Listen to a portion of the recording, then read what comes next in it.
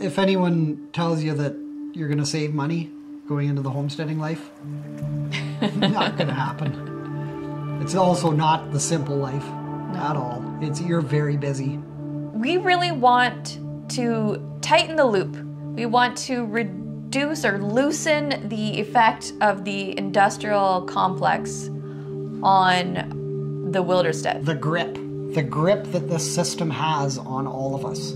Our goal is to lessen that as much as possible. We need a plan. We might need to define an industrial complex, because that is a term that actually has not just one meaning attached to it, like the prison industrial complex. Or the military industrial complex. Having profit off of guns and war. And there's the animal industrial complex, raising these animals in these large facilities for profit. That's more important than the impact on the environment, the impact on the animals, and the impact on the people. So the fact that profit trumps the environment, animals, people, that's what, to me, the industrial complex absolutely is. It's what we're all trapped in. It seems like there is no escape from this.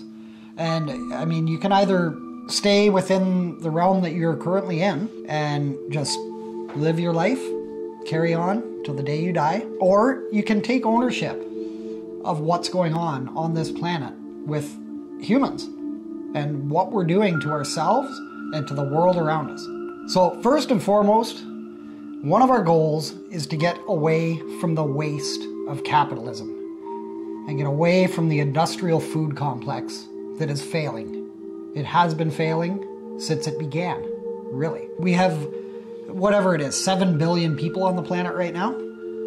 Probably about 2 billion of us are living comfortably and living nicely off the backs of the other 5, which is a big part of this industrial complex that we personally want to escape. We want to remove ourselves as much as possible from what's going on here. It's horrible. It's absolutely horrible. So we just decided to, as visual learners, to just put it all down and we can look at it. And this is the story that we came up with. The food web, the wilder web. I decided to write down all of our needs and wants on a piece of paper and then color code where we currently get that from. So this is not just the food industry, this is our lives. You see what I have here? I have power and shelter, water, our healthcare, our communication, entertainment, transportation, sanitation, clothing, food, and pets. From that, I will put all of our inputs into all these things, what we get from the industrial complex, what we get that's used, what we get from our community, from the wilderness, and from our homestead. I consider community being anything we get from people in our community. That doesn't have to be proximity-wise community, but like a community of like-minded individuals. People that are trying to escape this failing system. So that's equal to us producing it on the Wilderstead, I feel. Because if we're building this community, that's what we want to move forward with. We don't want to produce everything all by ourselves. It's just not feasible. Yeah, we can't. I mean, there's things that we really enjoy that we just cannot produce ourselves. And it would be pointless. We'd spend a lifetime trying to do that. Okay, let's just go. Yep. Let's do it. Yep. So we'll take off this layer.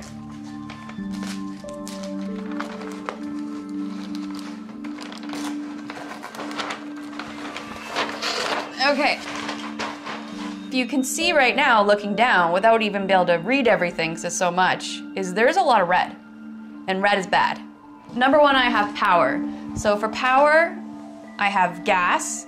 Now that is not for our house, that is for vehicles. Hydroelectric and nuclear is basically the system, the grid. That's what most of power from Ontario is produced by. Then we have propane, wood, and in terms of power, I mean heat.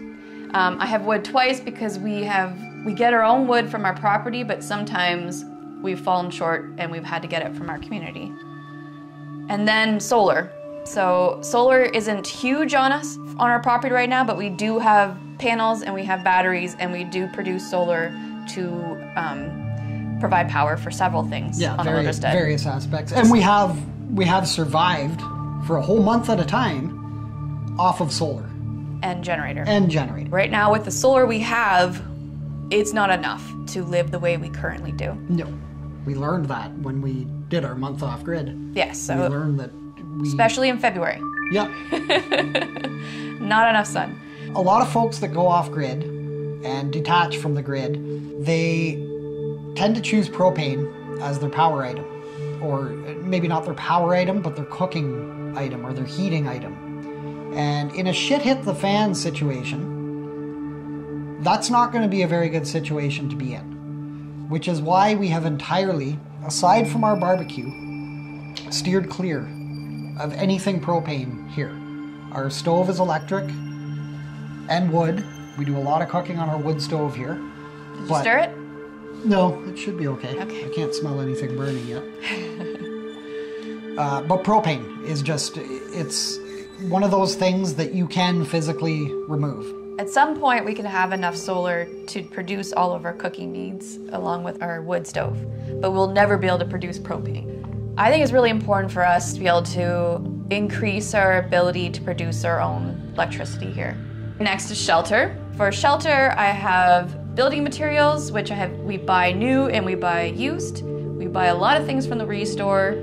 We also reclaim things meant for the dump.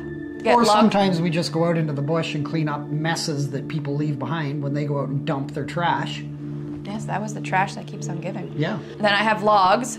We use that for a lot of the animal shelter. Furnishings for in the shelter, because if you have a roof over your head, if you have nowhere to sit. We try to buy most of that used. I don't know if there's anything in here that's not used. No.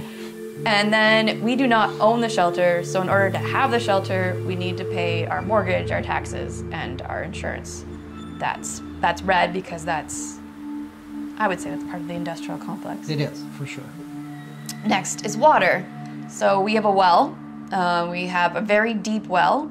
What is it, like 350 feet or something? Something like that, yeah, it's deep. It's deep. And so we have a pump. And then we also use our little pond we made on the property. We call it Lake Inferior. And we use that to water our plants. We don't drink that. We don't bathe in that or clean in that. It's just for watering our plants. For the well water, we have a UV filter that we replace once a year. And there's also a sediment filter. This is almost a completely Wilderstead consumed one, except for one really big thing. Moving the water? Yes. Yes. Power. Getting the water up out of from over 300 feet down. Even though we're right beside Lake Superior, we're up really high. Like we're not right on the lake. So that's why our well is so deep. Drilled straight down through bedrock. Yeah. And just hitting whatever aquifer is down there. So to pump that up here, that requires electricity.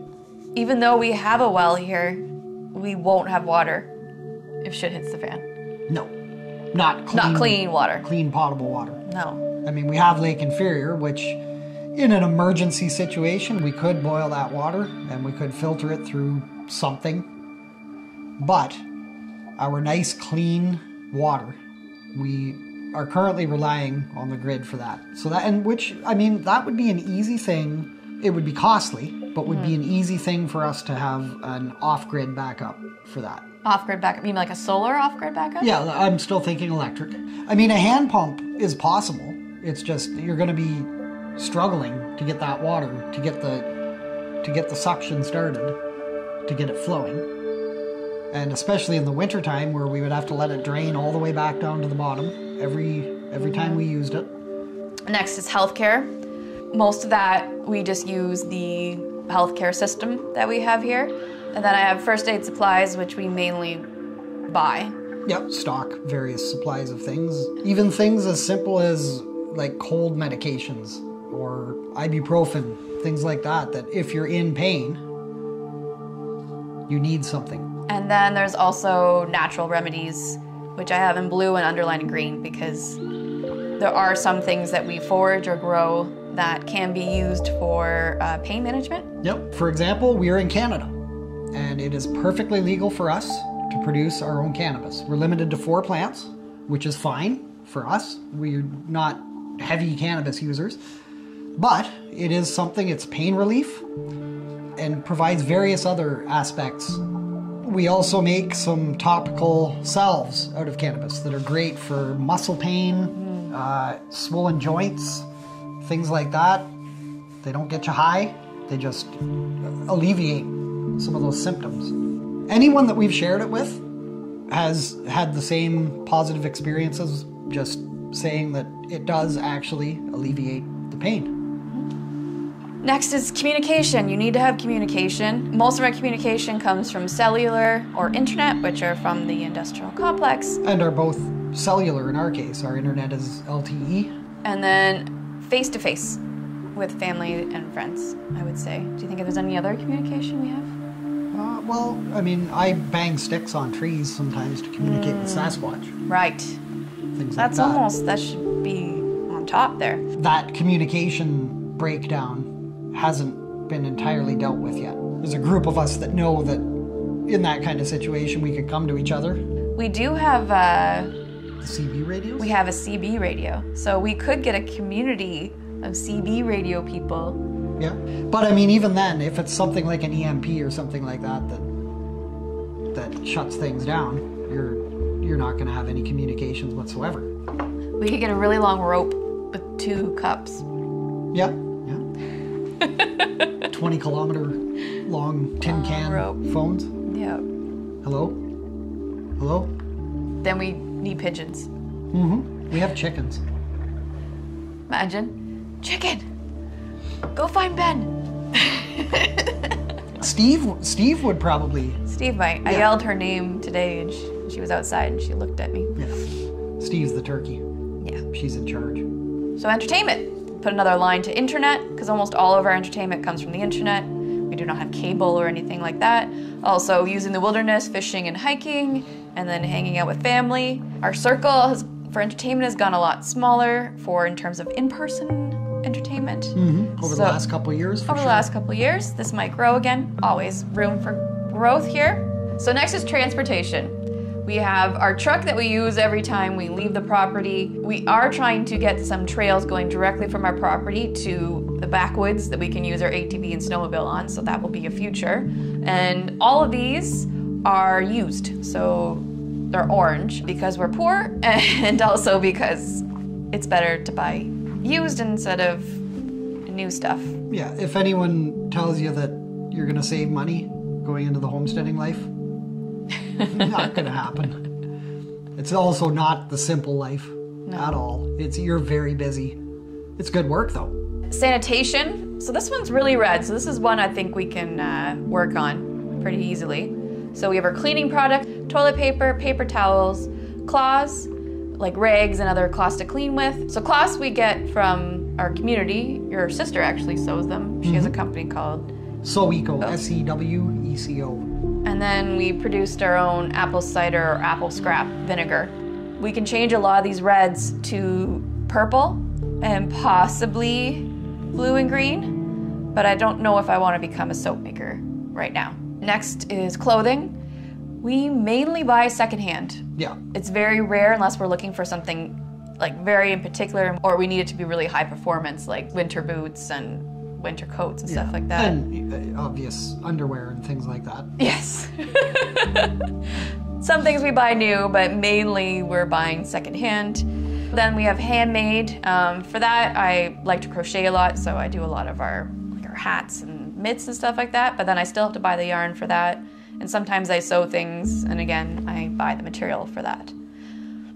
We might be able to add some more community to this one, because we might have some more sources of raw materials that we could use to make clothing within our community. I'm gonna skip down to pets. So we buy most their food. We do produce some of their food here, especially for Caddis. Minnow's kind of picky. Caddis, anything that we give her, there's not much that she will not eat. And then the cat litter, which I buy.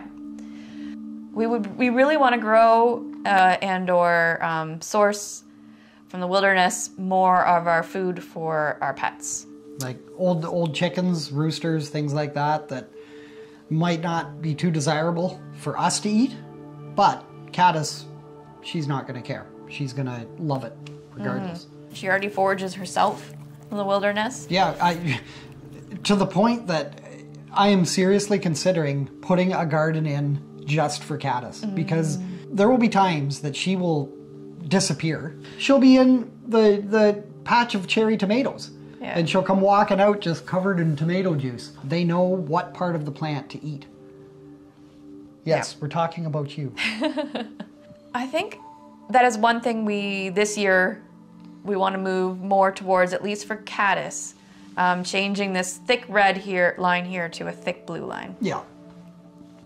And then there's food, which has its own side here, massive amounts of stuff. So we're not going to go into that much detail, but we raise a lot of, or grow a lot of our own food. We also forage, but we still rely on the industrial complex for, if you uncover this, more than you would think. Yeah. More than I would have thought. Yep. But like, just think about our canned goods. So we grow most of our stuff in our canned goods, but we need to buy the jars, we need to buy the lids, the labels, we need to buy the vinegar and the salt and the sugar that goes into it. So even things that we produce here on the Wilderstead are still reliant on. Yeah, they're not all Wilderstead blue. No. But I think that's one of the ones that we have the most control over, that one. Mm-hmm. A lot of our work so far on the Wilderstead has been about food.